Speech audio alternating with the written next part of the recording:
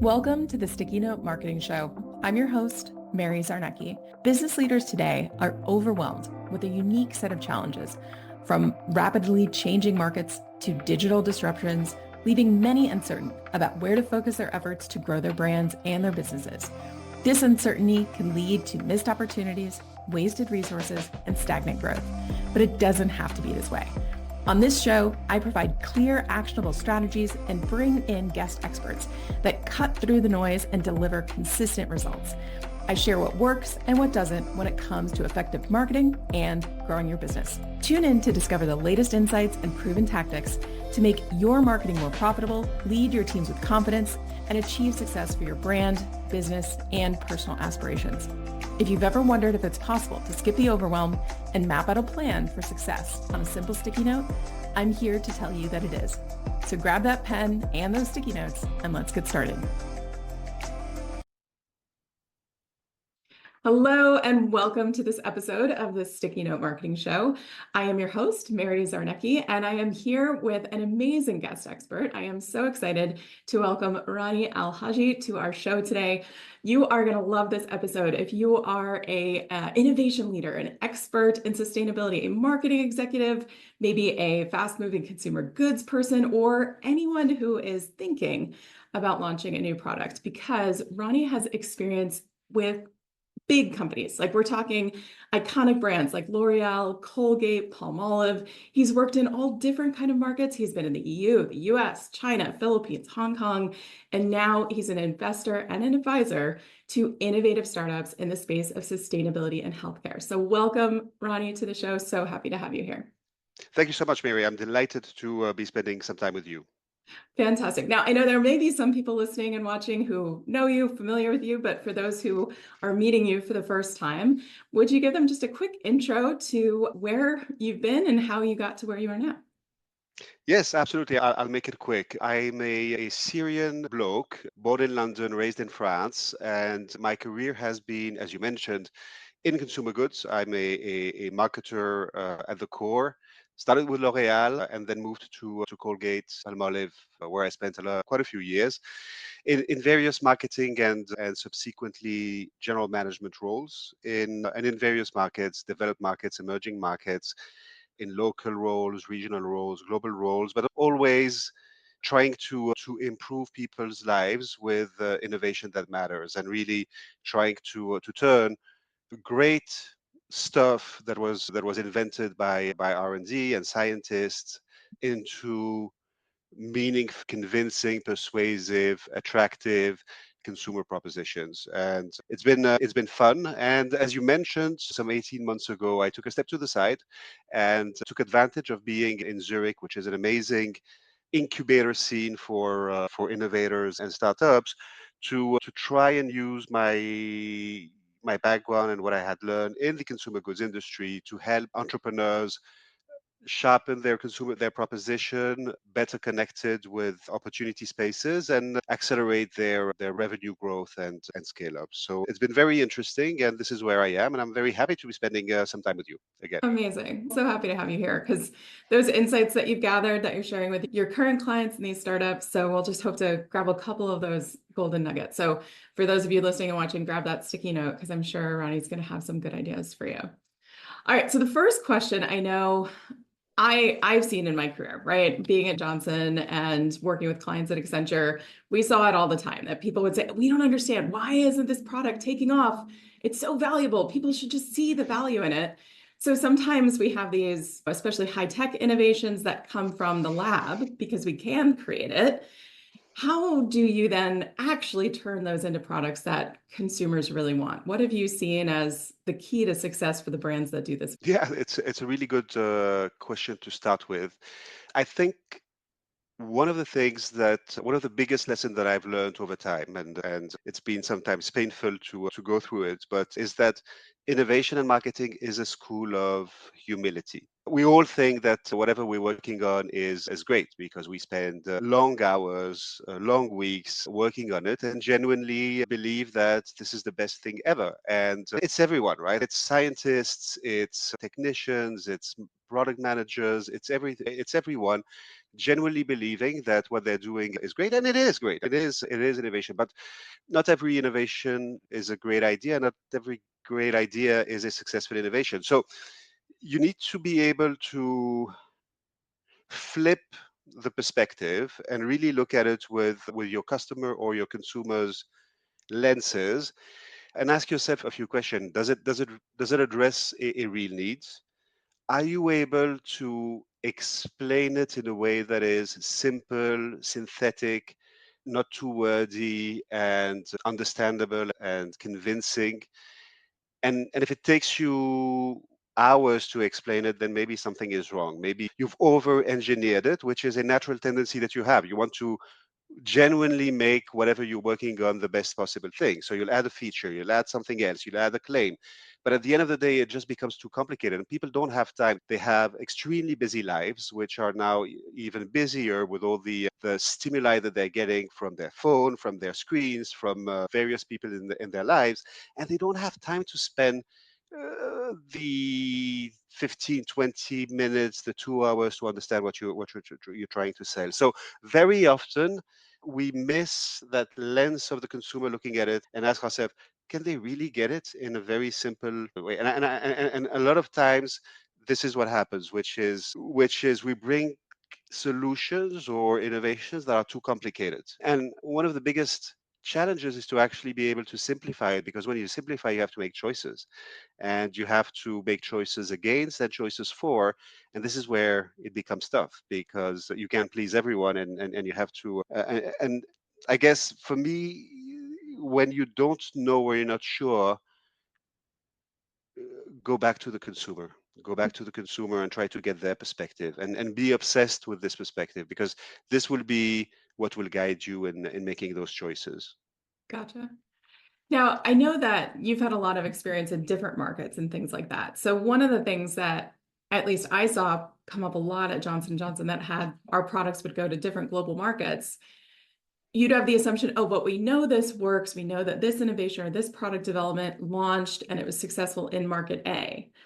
Now we're just going to roll it out. The global brand vision was set, but then the regional teams sometimes struggle to make it work for their team. So if someone finds themselves in that situation, or even a startup that's trying to launch in multiple different markets, what challenges do you see people bump into in those situations, and how do you address that? Yeah, I think you have to find a way to reconcile those two dynamics, Mhm. which sometimes can be at odds. What I've seen, and I've seen it play out in Europe, where while from the outside you could think Europe is quite homogeneous, they're all European, they all have a common history, etc. You do have nuances and differences. And at the same time, there's no way that you will have a different innovation pipeline for the UK and Germany and Italy and Spain and Poland, et cetera, et cetera. You need to have a certain amount of coherence and consistency. Otherwise, you end up with chaos. What I did see is that the major differences can be cultural, and you may be able to address them at the, I would say, later stages of the funnel without necessarily changing the core of the product, the backbone of the product. So it can be the same product. Like, at the end of the day, people with thin hair want a shampoo that will give them volume. People with dry skin will want a shower gel or a cream that will provide a certain amount of moisture. But how you communicate this can have local nuances and cultural nuances. And for instance, if you go to a shelf in the UK and you look at the shower gel shelf, the brands communicate in a certain way. They're a little bit witty. They like little puns on the labels. It engages with you in a specific way that is very British, so to speak. But if you travel a few hours and go to Germany, for instance, or you go to Italy or you go to Poland, the way they communicate is different. Some are much more functional, some are more reassuring in terms of the science, some are much more matter of factly. And those are things that you can deal with, I would say, at a later stage without fundamentally changing the core of the product. But this is what allows you to connect at a cultural level with your consumer. And this is where the marketing teams and the commercial teams on the ground add a lot of value because they know what works in the market, and they know how to speak and the semantics that need to be used, and etc. The codes of their market. So I think this is one way that I've seen can work. The the other thing is, which is connected to this, is you shouldn't try to force fit something into a market because just because it worked. And I have in mind a very clear example of something that worked extremely well in China, Mm-hmm. extremely well. A Colgate toothpaste clicked with the Chinese consumer in a immediate way Mm-hmm. in a very specific setting, which was e-commerce activated with social media, so very dynamic, very lively, etc., etc. People try to take that same product and sell it in brick and mortar stores in Europe and the US, and it didn't work because the way that, and again, this is cultural nuances and the way you activate a product, it just didn't work. The magic and the it just didn't happen. So I think you need to, without necessarily assuming that you need something radically different from one market to the other, ask yourself how, from a executional standpoint, from a cultural standpoint, you can find that connection with the local consumer. I love that. And I love that you use the word code too. It's like, how do I take this core product, right? We're not radically changing the product, but how do I translate it, not just language wise, but cultural relevance, right? Resonance wise with this market. And I think what you called out too, in terms of it's not just the words we use, right? It's not just the marketing messaging, but it's also the activation, right? Is this promoted on social? Is it an e-commerce only brand, or is it going to stand out and be relevant enough and distinctive enough on shelf? Or is that something we need to think about? So hopefully people are writing things down on their sticky notes. So now, going back to a little bit before, right? Because I think you Yeah, made a really good point, which is we don't always have to change the core product, right? If we've done our job well at the beginning of the innovation pipeline funnel development process, the core product can thrive in multiple markets. We may have to then speak to them and launch it the right way, right? Activate it the right way.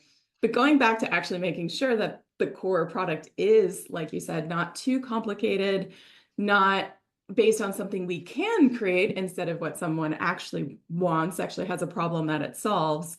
Can you share a little bit about the challenges to integrating sustainability into that part of the process? Because I know in a lot of markets, this is something that consumers really do care a lot about and can actually be the deciding factor between going with brand A or brand B. yeah. So what I have seen is that if you really want to have a true impact from a sustainability standpoint, you need to step back and really understand for your category, your product category, your brand or your business, what is what are the most important sustainability decisions that you can make. What is the footprint that you have? Where is it that you have the most impact? And obviously, from one category to the other, from one industry to the other, it'll be different, right? It can be water waste, it can be CO2 emissions, it can be deforestation, it can be biodiversity. Different industries have different ranges of impact, and you need to be very clear in terms of where you will have the most impact on your product category and on your brand. And sometimes if you don't have that clarity, you may want to go and get some external help from experts who can guide you on this. Then my second observation is, or learning is that the earlier you integrate clear, measurable uh, sustainability objectives and targets in the development process, in the ideation process, the most impact you will have. The later they come in the process, the more gimmicky they will be, the least impactful they will be. And this is where you need to engage with the right functions and the right people at the right stage with the right conversations. And you need to sit with R&D, sit with your procurement folks, you sit with your factories maybe as well. And really, when you conceptualize the product, the innovation, build in those sustainability features. And then another learning, and a lot of us learned it the hard way, is as much as sustainability is important and people will say it's important, they will never or very rarely trade off core category or product functionalities for sustainability. So they may trade off maybe the aesthetics of a product or a bottle. Fine. But going back to that volumizing shampoo for thin hair, I will not be okay with a shampoo that doesn't give me the volume just because it's sustainable. And the brands need to find that balance. And I think they've come a long way in terms of understanding where to draw the line between being super sustainable but not delivering, or being much more sustainable but still delivering. And this is where you need to be very clear that if you're buying a shower gel for dry skin, it better moisturize first before anything else. And of course, you will not trade off on sustainability, but you need to be careful not to make the wrong decisions. I think that's such a good highlight. So I forget if I mentioned to you, but I did my MBA and my Master's of Environment at the same time. And so I ended up working on a lot of different case studies around the green cleaning products that were coming out at the time. And that was the biggest feedback from the market is they were just dissatisfied with the cleaning power of a lot of the products that were coming out. They said, okay, great. I love that it's recyclable, or I love that it's not toxic, or I feel more confident that it's not toxic, but I still need it to do the thing I'm hiring it to do. So that's really interesting. Is there Yes. anything that for the brands that I'm sure you've got a couple popping in your mind right now that have had to maybe not backpedal, but redo products because they went out with something that maybe did compromise effectiveness for sustainability? How do you recover from that? So in the world of consumer goods and fast moving consumer goods, the key is fast. The purchase cycles are relatively short. And if you're So you have to be dynamic and you have to be agile. And if you feel that you've overstepped a little bit or you went a little bit too far, Yeah. you just have to have that agility to just course correct and do it in a way that is quick, fast, but not completely, not going back 100% to where you were, but just, it's really about where you're placing the cursor. And maybe if you went a little bit too far, you just course correct a little bit. And it's a matter of dosage and adjustment. But those categories tend to be dynamic anyway. And you're always in between two launches, two relaunches, or two adjustments. So you just realign your things and move on with something else. If you work on consumer goods brands that tend to have history, heritage, a fairly large consumer base, people understand that brands move, brands change, brands adjust, and it's part of the game. Yeah. You shouldn't over dramatize and just keep moving. Just keep moving forward. I think that's great advice. Now, you mentioned something I think that's also incredibly important when you were talking about integrating sustainability. So needing to work cross-functionally, it's not just one, innovation doesn't live just in one tiny little corner of an organization. You have to pull in folks from all different groups, right? Research, R&D, marketing, customer service, consumer service, right? When you're leading these cross-functional groups, or when you are trying to effectively get input and feedback from different groups within an organization, what strategies have you actually found to be the most effective when leading large teams or cross-functional teams, and at the same time driving this innovation? The concept that I got to at some point and that I realized worked really well for me, and I think it's probably replicable in various environments, is in large companies that also have global functions and regional functions and local functions. If you're able to get the best of both worlds, which is leverage and lean on the firepower of a big global multinational, and I'm thinking the R&D capabilities, I'm thinking the super efficient supply chain, all the support functions that allow you to get super high quality data super quickly to be able to analyze and make decisions. So if you're able to get this and couple it with that nimbleness and agility and consumer obsession that you and customer obsession that you have on the ground in the markets, then you're onto something, because then you're really getting the best of both worlds. And it takes a little bit of experience, it takes a little bit of maybe leadership to figure out, who to bring in for which conversation, so that each one is able to contribute and each function contributes to the best of their abilities. And then I got to it through trial and error, but with time and with experience, you figure out a little bit where to play that equilibrium between being very global and being very local, and finding that sweet spot. And sometimes it depends within a same company, depending on a brand, a category, that balance may shift a little bit. But really keeping in mind this idea of leveraging the firepower of a big international, global, multinational company, and the agility and the nimbleness of very dynamic, consumer obsessed teams on the ground. Gotcha. So making sure not to lose that edge that you get from the frontline teams, right? The teams that are so, Yes, yeah, yes. And quite frankly, this is something that served us well, for instance, in a market like China, where you have, so just on toothpaste, you have more than 1,000 competitors in China. And you only have one Colgate, and there's thousands of different competitors. And it's very competitive and it's very dynamic, and you can lose your focus and get super diluted in trying to do everything. But when you step back and think about it, none of them has the toothpaste expertise, the toothpaste R&D excellence, the supply chain excellence, the high quality standard that a brand like Colgate has. And if you're able to take that, lift it, bring it to China, and then play the agile game on the execution and the activation and the cultural nuances, as we spoke, then you're building a competitive advantage over them. And this is where you have a chance of being more successful. And so for like you were saying, the startups, right? So if someone listening or watching this is saying to themselves, I'm not Colgate, right? I don't have thousands of people on my team to help me with this. I'm a startup or I'm just getting started. For them, it sounds like part of it is figuring out which of these capabilities to really install first, right? Which of these capabilities can they tap into and start to develop? Or what would you say if there is someone who's more on the startup side?